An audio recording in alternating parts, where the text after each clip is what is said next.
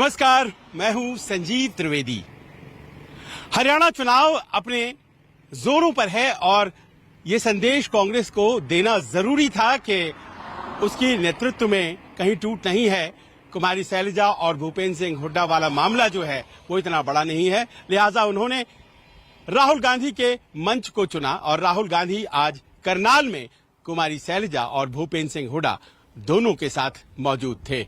एकजुटता का संदेश दिया गया, लोगों की समस्याएं हल करने का संदेश भी दिया गया, लेकिन लोगों की समस्याएं हैं क्या, ये जानना भी जरूरी था। लिहाजा हमने उनकी समस्याएं और नए तरह की जो समस्याएं सामने आई हैं, डंकी, उन सब पर लोगों से बात की।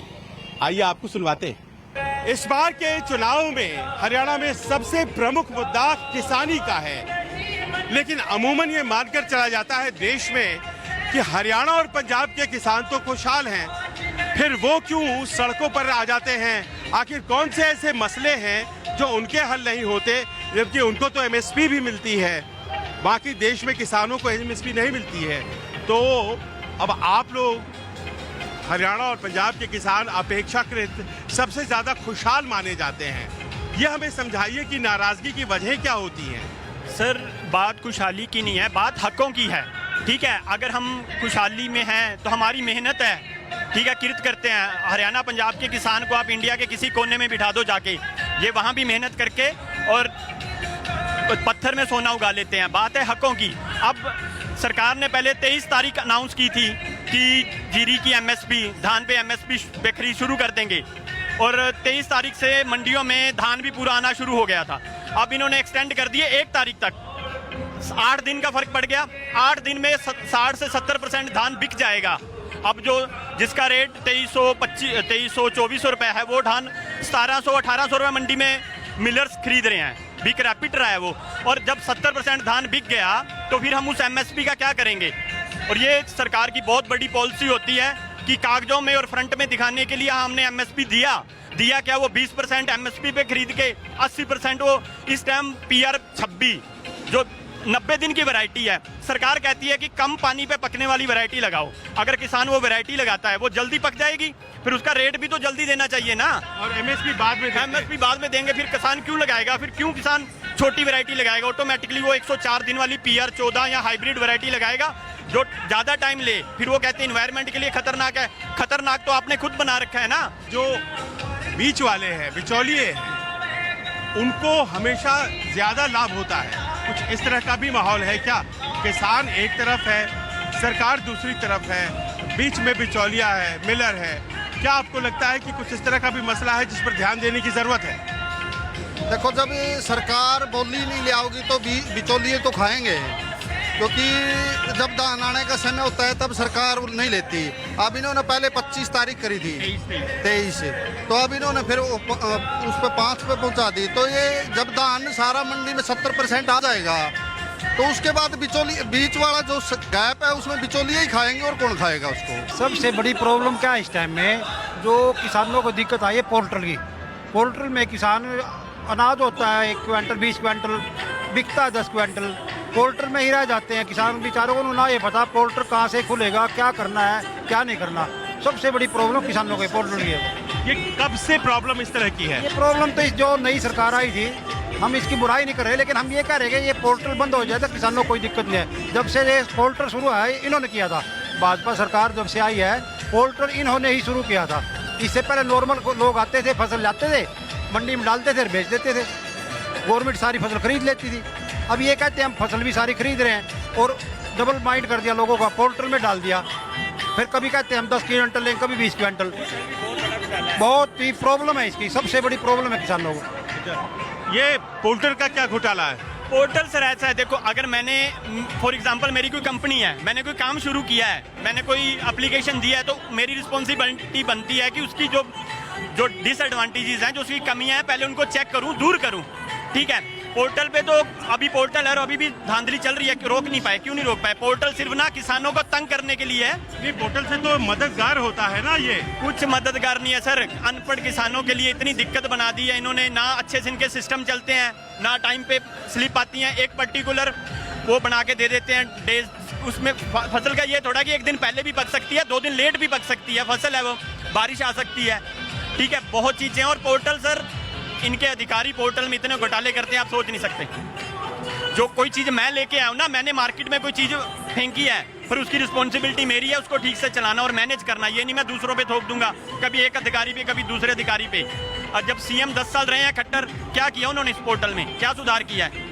ऐसे मैंने, अभी मेरी ज़्यादा उम्र नहीं है, 34-35 साल उम्र है, पर मैं जब से संभाली है, पिछले 7-8 सालों में जो फसल का हुआ है ना बुरा हाल। और हरियाणा पंजाब का यूथ बाहर क्यों चला गया? डोंकियां लगा के 50-50 लाख दे के आप गाँवों में चले जाओ, यंग लड़का नहीं मिलेगा क्यों? नहीं तो हरियाणा पंजाब का बच्चा बाहर नहीं जाता था। हरियाणा में तो बिल्कुल ऐसा सिस्टम था ही नहीं। नौकरी थी, गेम्स थे, बच्चे खेलों में चले जाते थे, नौकरी में जाते थे। सारा हरियाणा यूपीएससी की तैयारी करता था, सोनीपत रोहतक बेल्ट जाके बैठी रहती थी, मुखर्जी नगर और राजेंद्र नगर। अब जाके देखना क्या हाल हो गया। ये जो भाई कह रहे हैं ये डोंकी क्यों लगा रहे हैं यहाँ के लड़के? क्या करे सर, यहाँ पर जिम्मेदार अब पीछे जा रहा है, दिन पर दिन कम होता जा रहा है। जिम्मेदार क्या करे? फसलों की कदर नहीं है, जिम्मेदार क्या करे? जी, पर डोंकी लगाने में भी कोई ऐसा थोड़ी ना है कि सस्ता आता है। डोंकी लगाने में भी 40-50 लाख रुपए लग जाते हैं। सर जमीन बेचकर जा रहे हैं, क्या करे किसान? यहाँ पर कुछ बन तो नहीं रहा जिम्मेदार का। जिम्मेदार दिन पर दिन घाटे में जा रहा है। मतलब अब हरियाणा का किसान जो है वो भी खुशहाल नहीं है, आप ये कहना चाह रहे हैं? बिल्कुल खुशहाल कहाँ, जबकि बीजेपी आई हुई है। किसान का तो कुछ सिस्टम ही नहीं रहा जिम्मेदार का। फसल दिन पर दिन कम होती जा रही है। अब देखो फसल खेतों में पकी खड़ी है और लेने वाला कोई है नहीं है। जिम्मेदार देख रहा है कब रेट आए और कब कटवाए इसको। और बीमारी इतनी आ रही है जीरी में, दिन पर दिन डाउन जा रही है जीरी। क्या जिम्मेदार करेगा? उसका वजन ही टूट जाएगा। मौचर क्या 17 की बात कर रहे हैं, 15 मौचर की जीरी वही पड़ी अभी तो आप इधर आइए, ये हमारे दर्शकों को समझाइए, ये डोंकी लगाना क्या होता है और क्या लोग आपस में लड़कों में ये चर्चा होती है? इधर आ जाइए। आपस में लड़कों में चर्चा होती है क्या कि बाहर चलो, अमेरिका चलो? सर क्या करें, आम जिम्मेदार कोई लड़का गरीब परिवार है, वो क्या करे जब यहाँ कुछ बन नहीं रहा देश में हमारे में। वो डोंकी लगा के बाहर अमेरिका ही जाएंगे। 2 नंबर का रास्ता अपनाकर जा रहे हैं लोग, उसको डोंकी बोल रहे हैं। जिम्मेदार क्या करेगा? क्या ये करनाल पानीपत इन इलाकों से भी जा रहे हैं? सारे हरियाणा पंजाब सारे सब जा रहे हैं। गाँव के गाँव खाली हो गए हैं, सब लोग जा रहे हैं। लगाना मतलब है लड़के प्लानिंग बनाना शुरू कर देते हैं कि चलो भाई उधर से पैसे कमा के आते हैं। क्या करें, सिर्फ कुछ मजबूरी है ना उनकी, सबकी परिवार की मजबूरी है, घर की मजबूरी है, क्या करें? तो उसके लिए जमीन बेच देते हैं वो पैसे एजेंटों को देने के लिए। हाँ बिल्कुल, बेचेंगे, सभी खरीदते हैं। ऐसी होता है, मजबूरी का फायदा सब फायदा उठाते हैं। यहाँ पर काम मिले तो हम बाहर ना जाएं जी। घर छोड़ने का किसका दिल करता है? लेकिन यहाँ काम नहीं है। काम नहीं है, काम के लिए बाहर जा रहे हैं। खेती किसानी से काम नहीं चलना है। बिचौलिए पैसे खा रहे हैं ना, डूब रही है ना खेती तो डूब रही है। रेट नहीं पूरा मिल रहा, एमएसपी नहीं मिल रही। एमएसपी मिलेगी तो क्यों बाहर जाएंगे, क्यों डोंकी लगाएंगे? तो ये डोंकी लगाने की चर्चा आपस में ये हाल के दिनों की बात है या बहुत पहले से चल रहा है? अगर यहाँ पर वर्क नहीं काम नहीं ना मिलता, फिर बाहर का सोचते हैं। डोंकी लगाने का तो बाद में सोचते हैं ना। अगर यहाँ पर काम मिलेगा तो किसका दिल करता है घर आप छोड़ने का? सोचो कि 5-5 साल 7-7 साल परिवार से दूर रहना। अगर मान लो आप चले भी गए तो पहले तो यह है कि वहाँ पहुँचना बहुत मुश्किल हो जाता है, और अगर मान लो आप पहुँच भी गए तो अंदर बंद रहना है, वहाँ से निकलना नहीं है। जो अगर निकल गए तो फिर निकल ही गए, पकड़ लिया तो डिपोर्ट कर देंगे। तो 5-5 7-7 साल फैमिली से दूर रहने के बारे में भी लोग सोचते हैं। सोचना पड़ता है वो तो सर, काम के लिए सब कुछ करना पड़ता है। अपने परिवार के लिए सर सब कुछ करते हैं ना, अपना परिवार भी पालना पीछे लोगों को। अगर यहाँ पर एक लालो 4-5 किलो वाला जिम्मेदार, उसका यहाँ पर कुछ बन नहीं रहा, फिर वो गलत रास्ता बनाते हैं। डोंकी राय जाकर बाहर भी अपना कमाई करें और अपने परिवार को अच्छी सेहत दे सकें। तो आसपास अब एजेंट होते हैं जिनसे संपर्क करके जाया जा सकता है। सर सभी साइड है एजेंट, तो सभी साइड हैं, हर पास में सब एजेंट हैं। ये पहले पंजाब में था, अब हरियाणा में भी पहले पंजाब में तो बहुत पुराना कल्चर चल रहा है, अब हरियाणा में भी बहुत ज़्यादा हो गया। हर घर में हर एक लड़का सभी बेच रहे हैं लोग।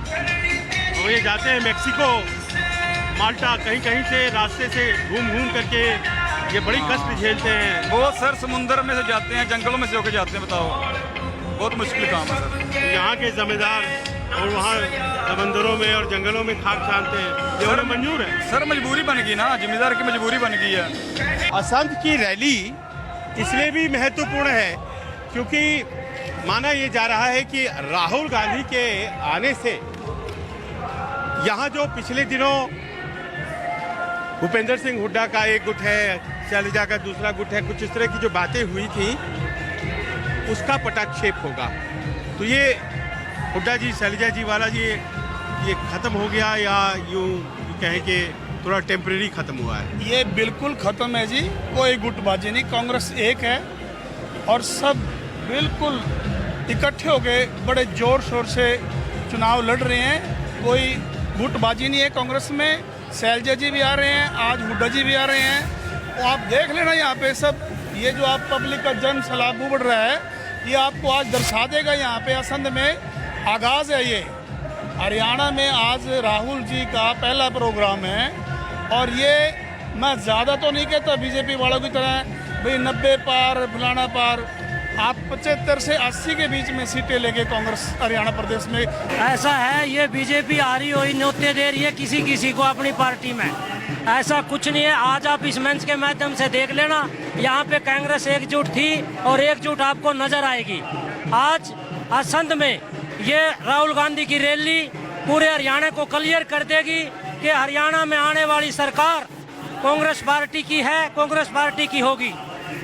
शैलजा जी को बराबर की टिकट मिली, ज्यादा मिली हुड्डा जी से या कम मिली? ये शीर्ष पार्टी का जो शीर्ष नेतृत्व है ये उनका काम है। हम कार्यकर्ता हैं, हम है, पार्टी में कोई गुटबाजी नहीं है, हम सब एक हैं और सब मिलके हम कांग्रेस पार्टी को जिताने जा रहे हैं। जो भी था वो खत्म हो गया, कोई था ही नहीं सर, गुटबाजी कहाँ थी? तो ऐसे ही वो 10 दिन बैठ गई थी वहाँ। नहीं, देखिए राजनीति में क्या होता है, दिल्ली में 10 दिन बैठी, ऐसा कुछ नहीं है। चुनाव प्रचार के दौरान बैठी, चुनाव प्रचार करेगी, आज से शुरू करेगी। सभी नेताओं का अपना टाइम होता है। क्षेत्र है या हुड्डा जी के प्रभाव का? यहाँ पे कांग्रेस का प्रभाव है सर, पूरे हरियाणा में कांग्रेस का प्रभाव है, सभी नेताओं का प्रभाव है, सभी नेताओं के वोट बैंक हुड्डा जी का क्षेत्र है ये? हुड्डा जी का पूरे हरियाणा में गढ़ है, शैलजा जी का पूरा हरियाणा गढ़ है। नंबर 1 नेता को वैसे तो शीर्ष नेतृत्व तय करेगा, लेकिन बात आ गई सीएम पद की। क्या था कि एक बार भजनलाल जी 67 सीटें जीत के बने थे और भूपेंद्र हुड्डा जी एमपी होते थे उस टाइम में, और उनको सीएम बना दिया था। तो अब भी शैलजा जी भी हो सकती हैं, भूपेंद्र हुड्डा भी हो सकते हैं। अपनी बात पूरी करिए। हाँ, तो उस टाइम में हुड्डा जी को बना दिया था, भजनलाल जी को नकार करके हुड्डा जी को बना दिया था। कुछ भी हो सकता है, अभी शैलजा जी भी बन सकती हैं, हुड्डा जी भी बन सकते हैं। हाँ जी, बाकी हमारा जो कहना, हमारे शमशेर सिंह गोगी जी रिकॉर्ड तोड़ मतों से असंध से जीत रहे हैं। चलिए, ये बाकी तो काम है शीर्ष नेतृत्व का, लेकिन हमारा हल्का करना। हाँ जी, इन्होंने कहा कि 2005 में सांसद थे हुड्डा जी, उन्हें बनाया था। हाँ, इस बार सांसद हैं शैलजा जी। कुछ भी हो सकता है। शीर्ष नेतृत्व राहुल गांधी सोनिया जी से चाहेगी, खड़गे जी से चाहेंगे, वो बनेगा। यहाँ की जनता चाहती है क्या कि शैलजा जी? यहाँ की जनता चाहती है जो शीर्ष नेतृत्व तय करेगा वही बनेगा। राहुल गांधी जिंदाबाद थे, जिंदाबाद है, जिंदाबाद रहेंगे। कांग्रेस पार्टी जिंदाबाद। और भगवान भी हमारे साथ है। इंद्रदेव देखो बारिश करने के लिए तैयार है। भगवान जी, कांग्रेस पार्टी जिंदाबाद। भूपेंद्र सिंह हुड्डा सीएम या शैलजा सीएम? जो शीर्ष नेतृत्व तय करेगा, जो भी जनता तय करेगी वो हमारे को मंजूर है। जनता इधर शीर्ष नेतृत्व, जनता तो शीर्ष वो बुलाती है, एमएलए वो शीर्ष नेतृत्व तय करेगा। कांग्रेस विधायक लिए शायरी ओ का पीवांगे चाहे बेस खासी हो जियो, वोट देवांगे शमशेर सिंह को गीता चाहे फांसी हो जियो। समझाई? समझाओ। ओ का पीवांगे चाहे खासी हो जियो, मतलब हुक्का पिएंगे चाहे खांसी हो जियो। वोट देवांगे शमशेर सिंह को गीता चाहे फांसी हो जियो। वोट शमशेर गोगी को चाहे फांसी हो जियो। मतलब हुक्का पिएंगे चाहे फांसी हो जियो। वोट देवांगे शमशेर को गीता चाहे फांसी हो जियो। तो वोट देने के लिए फांसी क्यों होगा? फांसी के वोट देंगे, जिताएंगे, रोकती है ना, जिताएंगे दिल से। रोकती है विपक्षी पार्टियां कई है, आम जनता को रोकती है, गरीब आदमियों को रोकती है, पैसे का लोभ देती है। सुमिता सिंह जिंदाबाद। तो लोभ देती है विपक्षी पार्टियां। इनका देखो ना, आपको ये लगता है कि ये जो तमाम बातें थी, हुड्डा जी, शैलजा जी, तनाव, ये साजिश थी? क्या ये साजिश थी? इनको वैसे सब कांग्रेसी एक साथ है। हम कह रहे हैं जी शमशेर सिंह गोगी भारी बहुमत से जीत कर और बताओ, हम ये बता रहे हैं, हम भी चाहते मुझे हैं, बताओ तुम क्यों आए हो यहाँ? मुद्दे ये बता रहे हैं, एक बार सीएम दलित चेहरा भी होना चाहिए। हम दलित है, हमारी सुननी चाहिए, और एक बार हरियाणा को दलित सीएम भी देना चाहिए। शैलजा जी, कोई भी हो, हमारे हुड्डा भी हैं, दीपेंद्र भी हैं, सुरजेवाला भी है और शैलजा जी भी है, पर हम दिल से कहते हैं कि एक बार सीएम दलित भी होना चाहिए। आप क्या कह रहे हैं? चाहे कोई भी हो। जो इसने कह दी वही कल मोदी की रैली हमारे भाई ये बोल रहे हैं। हरियाणा में दलितों के साथ अत्याचार हो, हम चाहते हैं एक बार दलित चेहरा भी होना चाहिए सीएम का पद तक। नहीं, पर देखो ऐसा है कि हुड्डा जी ज्यादा बड़े नेता हैं, ऐसा माना जाता है, यहाँ पर टिकटें उनके पास ज्यादा है। हुड्डा ने बहुत अच्छे काम करे, वो हमारे बहुत अच्छे नेता हैं, लेकिन कुछ लोग हैं जो भ्रम फैलाते हैं और नेता को खराब करते हैं, उनकी छवि पर खराब कर देते हैं। ये मौका आप चाहते हो शैलजा जी को मिले? नहीं, ये तो देखो हाईकमान का काम है, हमारा काम है शमशेर सिंह गोगी को यहाँ से दिल में हमारी क्या बहुमत से दिल में है कि हमारा एक बार दलित चेहरा भी ऊपर हो, कोई भी दलित चेहरा सीएम बने, चाहे कोई भी हो। हम ये नहीं कहेंगे वो शैलजा है, कोई भी हो चाहे, और किसी भी पार्टी से हो। बाकी हम शमशेर सिंह गोगी को यहाँ से भारी बहुमत से जिता कर जा रहे हैं।